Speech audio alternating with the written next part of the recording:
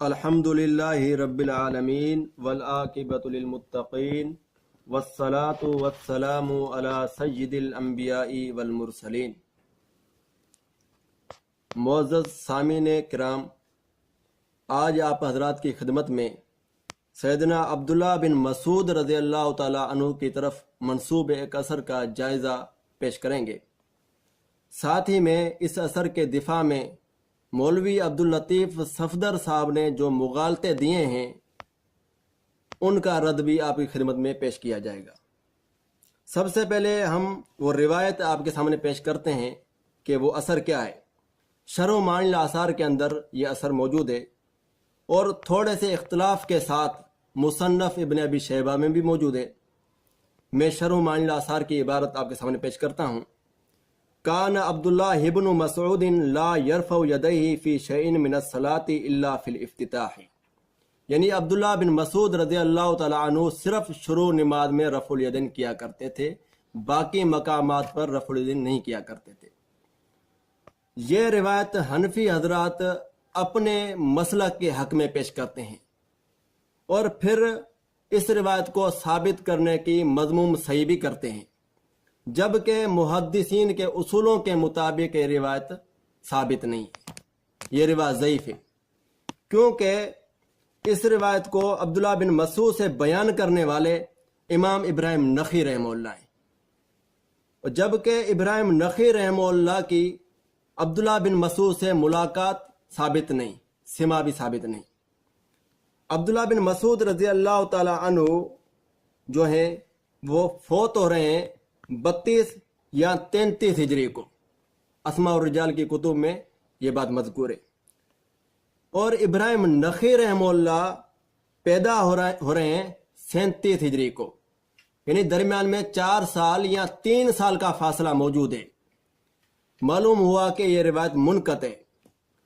اب ان کی جو وفات ہے ابراہیم نخعی کی جو پیدائش ہے اور عبداللہ بن مسعود کی جو وفات ہے، اس پر عبداللطیف صفدر صاحب کو کوئی اعتراض نہیں، انہوں نے اپنی پوری تقریر میں اس پر کوئی اعتراض نہیں کیا۔ معلوم ہوا کہ یہاں ان کتاب موجود ہے، اور صحیح سند کے لیے اتصال کی شرط ہے۔ صحیح روایت وہی ثابت ہوتی ہے جو متصل ہو، یہ متصل نہیں ہے۔ یہی وجہ ہے جو ائمہ محدثین نے ابراہیم نخعی کی عبداللہ بن مسعود رضی اللہ تعالیٰ عنہ سے بیان کردہ روایت کو ناقابل قبول قرار دیا ہے۔ میں آپ کے سامنے چند حوالے محدثین کے پیش کروں گا۔ سب سے پہلے یہ امام ابو عبداللہ محمد بن ادریس شافعی رحمہ اللہ کی کتاب الام ہے، مشہور ان کی کتاب ہے۔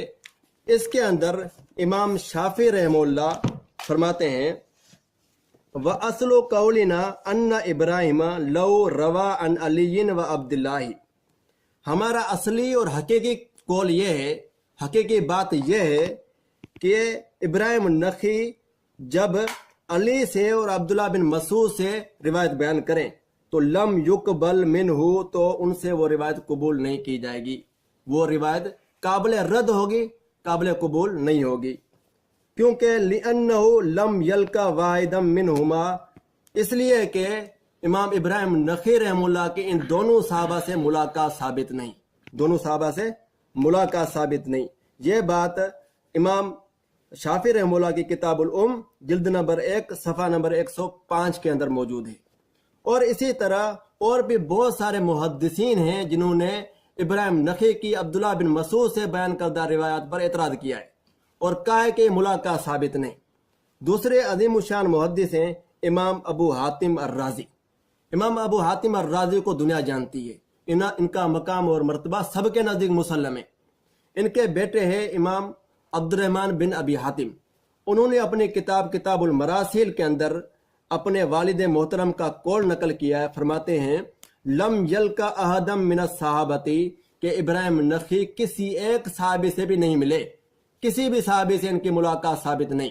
یہ دو عظیم محدث جو کہ متقدم محدث ہیں، اور ان کے علاوہ اور بھی جو ہے محدثین ہیں جنہوں نے فرمایا ہے کہ ابراہیم نخعی کی عبداللہ بن مسعود یا دیگر صحابہ سے ملاقات ثابت نہیں۔ تیسرے عظیم الشان محدث ہیں امام بخاری رحمہ اللہ کے استاد علی بن مدینی۔ علی بن مدینی کا قول اسی کتاب میں امام عبد الرحمن بن ابی حاتم بیان کرتے ہیں۔ وہ قول کیا ہے؟ وہ قول یہ ہے، اسی کتاب کے صفحہ نمبر 9 پر فرماتے ہیں ابراہیم النخی لم یلقا احدم من اصحاب النبی، ابراہیم نخی کی کسی ایک صحابی سے بھی ملاقات ثابت نہیں۔ یہ ہو گئے یعنی 3 محدثین، اور چوتھے محدثین عبد الرحمن بن ابی حاتم، کیونکہ عبد الرحمن بن ابی حاتم نے اپنی اسی کتاب المراسل میں امام علی بن مدینی کا قول بھی نقل کیا، اور اسی طرح اپنے والد محترم ابو حاتم الرازی رحمہ اللہ کا قول بھی نقل کیا۔ تو گویا کہ عبد الرحمن بن ابی حاتم کا موقف بھی یہی ہے، کیونکہ کوئی بھی مصنف کسی کا حوالہ اپنی کتاب میں نقل کرتا ہے اور اس کے کسی بھی حصے سے اختلاف نہیں کرتا، تو مصنف کا بھی وہی نظریہ تصور کیا جاتا ہے۔ بعین یہی عبارت دیوبندیوں کے امام اہل سنت سرفراز خان صفدر نے اپنی کتاب تفریح الخواطر میں لکھی ہے کہ کوئی مصنف کسی کی کوئی بات نقل کرے اور اس سے اختلاف نہ کرے، مصنف کا بھی وہی نظریہ تصور کیا جاتا ہے۔ تو معلوم ہوا کہ امام عبد الرحمن بن ابی حاتم رحمہ اللہ کا بھی یہی موقف ہے کہ ابراہیم نخی کی عبداللہ بن مسعود سے ملاقات ثابت نہیں۔ اور اسی طرح تیسرے عظیم الشان محدث ہیں، متأخر محدث ہیں لیکن عظیم الشان ہیں، وہ امام ذہبی۔ امام ذہبی رحمہ اللہ کا مقام مرتبہ سب کیا مسلم ہے، دیوبندی حضرات بھی بڑا اس کو ناقد اور امام سمجھتے۔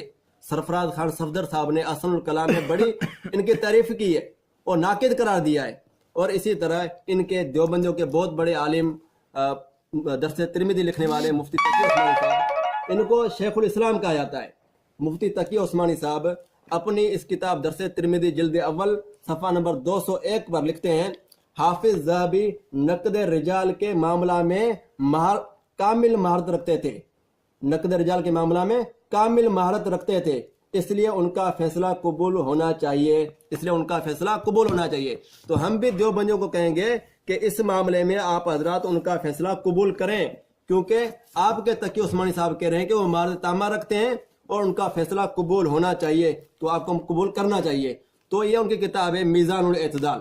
میزان الاعتدال صفحہ نمبر 35 اور جلد نمبر 1 میں وہ لکھتے ہیں، امام ذہبی رحمہ اللہ فرماتے ہیں قلت استقر الامر، میں کہتا ہوں کہ معاملہ ثابت ہو گیا، برقرار ہو گیا اس بات پر کہ الا ان ابراہیم حجتن، کہ ابراہیم نخی حجت ہے۔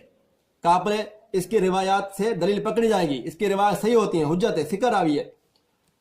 اور فرماتے ہیں اذا ارسل عن ابن مسعود، لیکن جب یہ روایت ابن مسعود سے بیان کرے، ابن مسعود وغیری یا دیگر سے بیان کرے، فلیس ذالک بحجت، تو اس وقت اب یہ ابراہیم نخی رحمہ اللہ حجت نہیں ہوتا، اس وقت اس کی روایت ضعیف ہوتی ہے۔ یعنی جب عبداللہ بن مسعود یا کسی اور صحابی سے روایت بیان کرے، کیونکہ ان سے اس کی ملاقات ثابت نہیں ہے، تو اس کی روایت ضعیف ہوتی ہے، حجت نہیں ہوتی۔ یہ بات کرنے والے امام ذہبی ہیں۔ اور تیسرے محدث ہیں حافظ ابن حجر رحمہ اللہ۔ حافظ ابن حجر رحمہ اللہ کا مقام مرتبہ بھی سب کے نزدیک مسلم ہے۔ یہ ان کی کتاب ہے طبقات المدلسین۔ طبقات المدلسین میں امام ابن حجر رحمہ اللہ نے اپنی اس کتاب میں امام ابو حاتم کا قول نقل کیا ہے۔ وہ قول کیا ہے؟ لم یلقا آدم من الصحابتی، کہ ابراہیم نخی نے ایک بھی صحابی سے ملاقات نہیں کی، ایک بھی صحابی سے ان کی ملاقات ثابت نہیں۔ یہ ابو حاتم کا قول امام ابن حجر رحمہ اللہ نے اپنی کتاب طبقات المدلسین میں نقل کیا ہے۔ تو سرفراز خان صفدر کے اصول کے مطابق کوئی مصنف کسی کی عبارت اپنی کتاب میں نقل کرے اور اس کے کسی حصے سے اختلاف نہ کرے تو مصنف کا بھی وہی نظریہ ہوتا ہے۔ تو گویا کہ ابن حجر رحمہ اللہ کا بھی یہی نظریہ ہے کہ ابراہیم نخی کی عبداللہ بن مسعود سے ملاقات ثابت نہیں، اور عبداللہ بن مسعود سے جو روایت بیان کر رہے ہیں وہ منقطع ہیں۔ تو معلوم ہوا محدثین کے اصول کے مطابق یہ بات ثابت ہوئی کہ ابراہیم نخی رحمہ اللہ کی یہ روایت منقطع ہے، یہ ان سے ثابت نہیں ہے۔